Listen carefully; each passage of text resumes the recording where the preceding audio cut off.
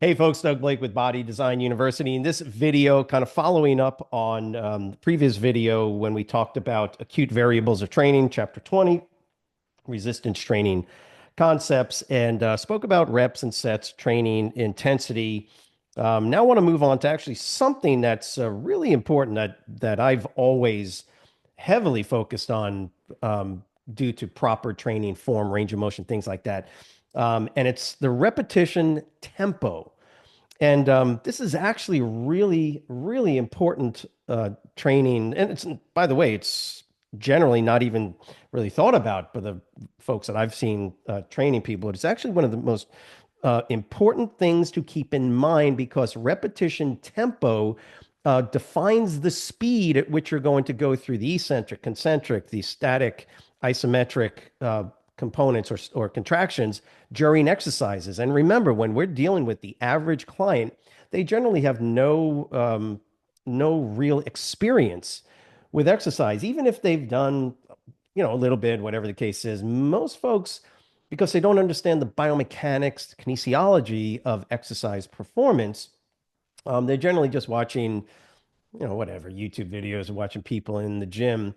But understanding exercise tempo is what helps you define proper exercise form and technique because of the speed of contractions, i.e., slow negative, a little faster on the positive. Those help you make the determination as to whether or not you're going to bounce a weight at the bottom position or you're going to come up too high and do unnecessary movement patterns, things like that. That's why repetition tempo, believe it or not, is probably one of the most important. I'm not, I hate to say it's most important. They're all important, but they have higher or lower levels of importance when we're dealing with these different variables during the exercise performance itself. And when I'm talking about the variables, I'm talking about um, the potential for injury, maximizing tension development, power output, things like that. And so, previous video, I spoke about the reps, sets, training intensity. This one, repetition tempo, is probably what this video will be on the entire time. Now, I will just say, as an aside, the other variables that we look at are rest intervals, training volume, all important, training frequency, duration, blah, blah, blah. But going back to repetition tempo, the speed at which each repetition is performed. It's literally this simple sentence, but there's so much more to it and so much more involved to why you do things a certain way. And that's why this is critical. So I'm on page 619.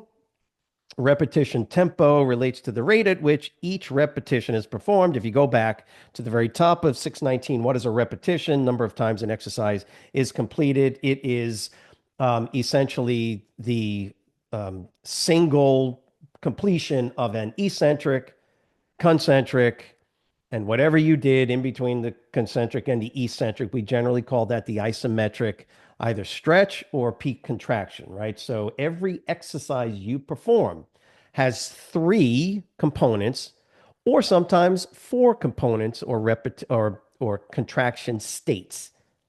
Every exercise that we do that has a movement component has an eccentric and a concentric, right? The lengthening of the muscle. Listen to this. Listen to what I say here. The lengthening of the muscle under tension. Let me say that again. It's the lengthening or the shortening of the muscle under tension. If there is no tension outside of you flexing a muscle or whatever, it's not really an effective part of the repetition. It's one of the reasons why, when you're performing like a dumbbell curl, not only is it unnecessary to squeeze at the top, it has little to no benefit or effect whatsoever on hypertrophy and power development, or even or strength or power development, right? I know what most people say, and of course it's absolutely wrong. It's not even a point of discussion. Is it'll what?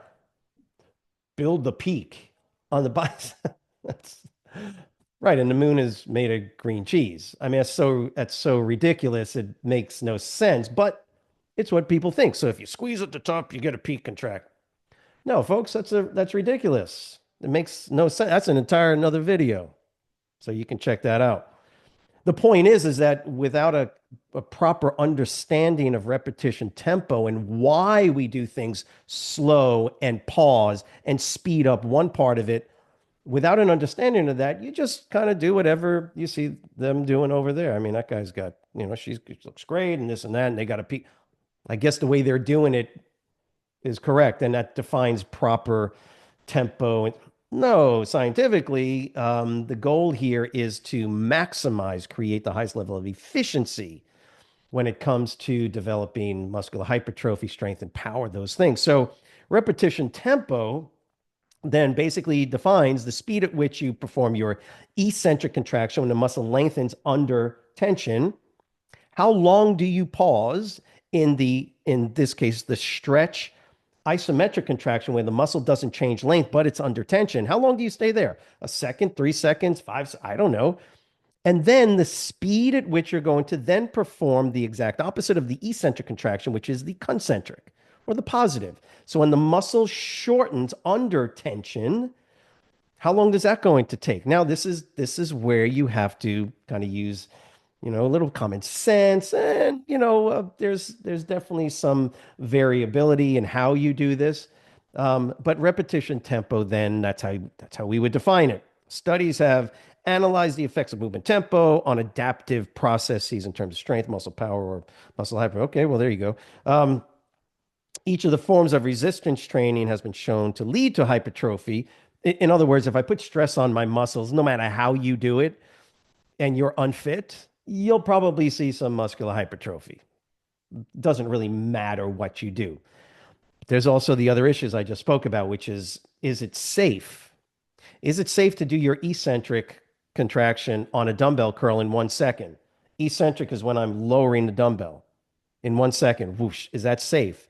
Probably not, especially if you're using a fairly, reasonable amount of resistance. It's way too fast. And because it's so fast, you're probably not going to be able to stop it in time, and you could cause some damage or some trauma to not only to the muscle belly itself, but to the connective tissue, the tendons. So what do we normally say? Perform the eccentric or the negative component of any exercise generally slower than again, this is relative then. It could take 3 seconds to do the eccentric, could take 5 seconds if I let it down really slow. And by the way, is there anything wrong with that? The answer is no, of course not. But the general overall understanding is slower on the negative, a little bit faster on the concentric or the positive, but getting ahead of myself. So, for example, a push-up, they're giving you a push-up, and in my book, 619, they give you a color coded here. So eccentric in blue, isometric, right? That stretch isometric when the muscle is lengthened, maximally lengthened before you perform the concentric. Okay, that's called the stretch isometric contraction. Your muscle has lengthened. You've gone through the eccentric contraction where the muscle is lengthened, and you're going to stop because you got to change directions. It doesn't matter if I go up this way, I got to change the direction. Got to come back down. If I go from here, I go up, I got to change the direction, opposite direction, come back down. That's what exercise performance is about. Doesn't matter what the exercise is. If I go down on a squat, I got to go back up on a squat. If I pull my ankles to my glutes on a leg curl, I go up this way, I got to go the opposite way. Well, in between those two movements, from concentric, right, to eccentric, there's an isometric contraction, generally. When I'm going from eccentric back to concentric, there's movement, pause, and then back up. So in between those two movement contractions, there's going to be two, well, at least one for sure in the stretch, more than likely in the stretch, but not always. And or the peak contraction when the muscle is at its shortest length under tension. So because of those two isometric static positions, we have to make some decisions. Do we let the negative down in 4 seconds on this exercise, or 3 seconds, or 6 seconds? And so generally the way we write it is, especially if you're like really, really writing this out, is you make 4 little dash marks. One is the whatever you're starting with, whatever contraction you start with. So again, let's use dumbbell curls as an example. They've got push-ups. It doesn't really matter. But dumbbell curls, I'm generally going to start in the bottom position. So my biceps are lengthened in this bottom position. My first component of the exercise is going to be the positive or the concentric. My bicep is going to shorten under tension. Then I'm going to get to the top position. Now, most people will squeeze at the top because there's little to no tension. Biomechanically, when I get up here, there's almost no torque being generated on the at the elbow joint, therefore forcing the bicep, right? You just kind of relax up here. You could go ahead and squeeze and flex, but again, it doesn't make any sense to do that because it's not doing anything from a hypertrophic or power perspective, right? So what I normally do is I have people come up, and as soon as they reach a top position where they start losing tension, I just go right back into this. No pause, no rest in the peak isometric here. I just go right into the negative. So that first little dash mark for bicep curls is the concentric, and that's going to take, I don't know, 2 seconds, 3 seconds, whatever that is. And then normally what I do is I put an X mark on that second dash to indicate that I don't spend any time in that top position. And then the third line in this case would be the eccentric, which would generally be or should be slower or take more time than the concentric. 2 seconds on the way up means, I don't know, 3 to 4 seconds on the way down, something like that. You can play around with that. And then that last dash mark is going to be the transition point from the eccentric back up to the concentric. We call that the stretch isometric contraction. By the way, this is where, in this case, in the bicep curl, you have maximal tension build a potential maximum tension. Why? Because got to go a little into anatomy. Because inside your sarcomeres, you have maximal cross bridging, which means there's going to be maximal um, tension development. Remember the actin and myosin filaments, right? And then the maximal number of heads, you reach a point. Now, there is a point where if you stretch it too much, you start to lose the ability for maximal overlap of the actin filaments and the myosin heads. Again, this is very simple, straightforward, basic anatomy, physiology of skeletal muscle fibers, right? Remember, you got to go back. Remember, you've already gone through this. You're on chapter 20. You should already know this. The sarcomere and the generation of tension due to overlapping of the actin and myosin filaments. Okay, so get that out of the way.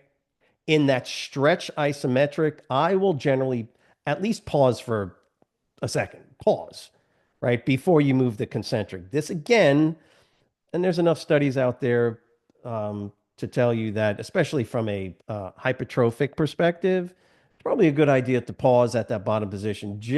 Definitely for power, definitely for overall power and strength. If you don't want to use the stretch reflex during plyometrics, definitely pausing with heavier loads down in that stretch position. Pausing in some cases, I'll pause a second, 2 seconds, 3 seconds. If you want to get really vicious with your clients, have them sit there and hold it for 3 4s. You can go overboard on that, but the point is that the repetition tempo is is going to be a critically important part of your acute variables of training. Now, if you go to page 620, they give you, oh, there it is. They give you the bicep curl example, and they're giving you a 3012. Um, Again, curling up the barbell for 1 second. Boom. So that's 1 second on the way up. Pausing at the top for 2 seconds. No, that's ridiculous. But it's their book. Follow their book to answer their questions correctly. Remember what I said in the dumbbell curl, barbell, it doesn't matter. Coming up to the top, there's no tension. So get out of there. What are you doing? Get out. There's nothing going on. Why are you going to sit there for 2 seconds? Doesn't make any sense. I know, but flex it, Doug. Doug, if I flex it at the top, I'll get. I feel it. No, you're causing metabolic.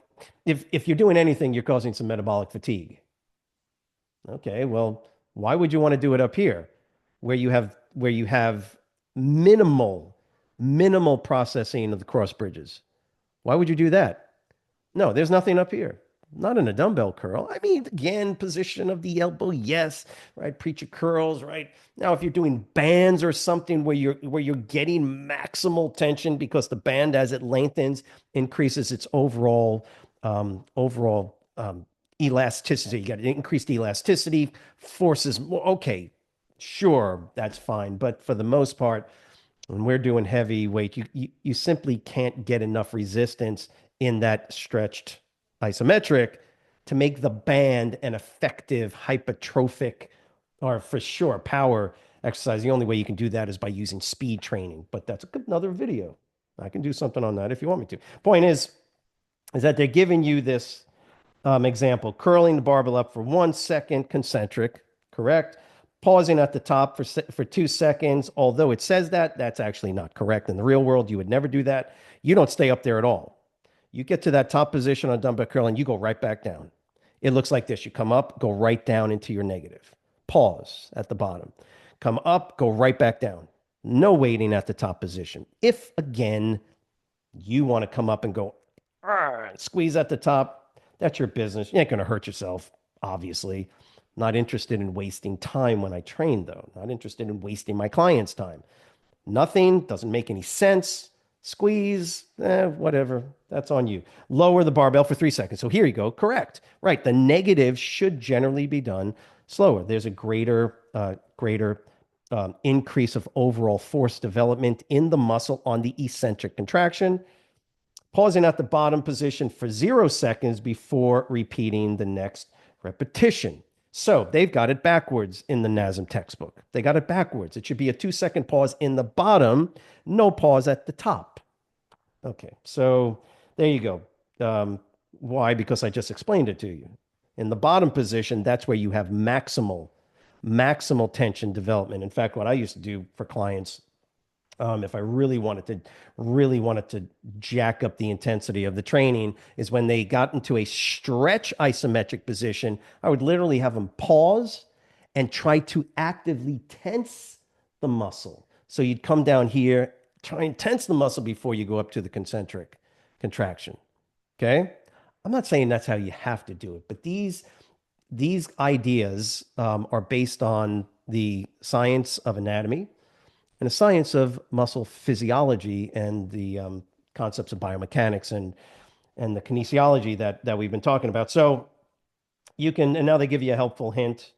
And by the way, I'm just saying that given the information, you got to answer their questions. If you got a question, don't go by what I just told you. You got to answer their questions. But when you get to the real world, which is where you're actually training people, page 620, you would reverse that. You would pause for 2 seconds in the stretch isometric, no pause at the top.